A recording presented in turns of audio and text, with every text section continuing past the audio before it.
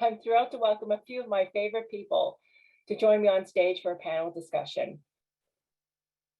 As I reflected on the state of DCSC, namely how our coalition is poised to positively impact the field, I had three questions that have been swirling around in my head, so I wanted to get some of the smartest folks I know to help me understand where we are and where we're going. First question is, what is the state of DEI in the field of education? Second, what is the state of school integration?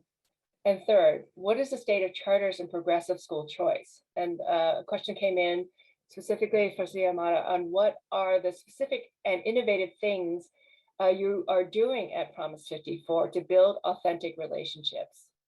And I would like to add on to this, because it's not just building relationships, but it's really building the organizational culture piece of it too.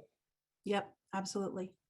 Love the question, agree with the add-on, and I would maybe in my answer slightly reframe it with love to say, honestly, we're not necessarily focused on what's new and innovative as much as what's going to have the biggest impact. And truthfully, I would say what we're doing that's having the biggest impact, I wouldn't call particularly innovative, but I would call it for sure extremely hard. So for example,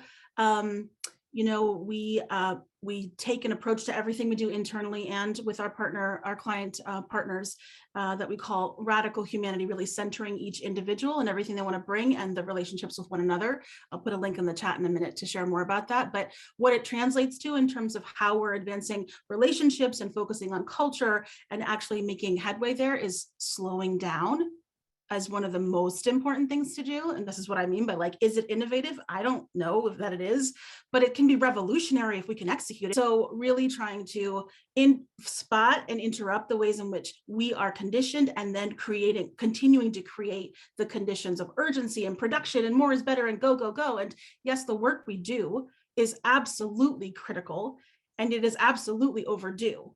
But we won't be able to do it effectively if the way in which we try to progress it is through the lens of urgency and production and more is better. And so we're driving ourselves and each other into the ground in ways where we can no longer do the work effectively. And so we've been working really hard to slow down.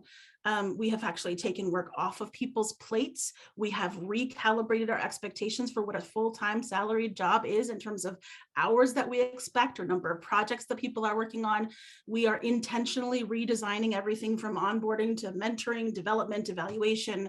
We do internal conversations and skill building for ourselves and each other around things like trust building and psychological safety and radical candor and feedback with one another. And we do it all through identity-based lenses. We're honest with ourselves and each other about the ways in which identity-based trauma shows up in the workplace and how it influences our experiences of each other and the work.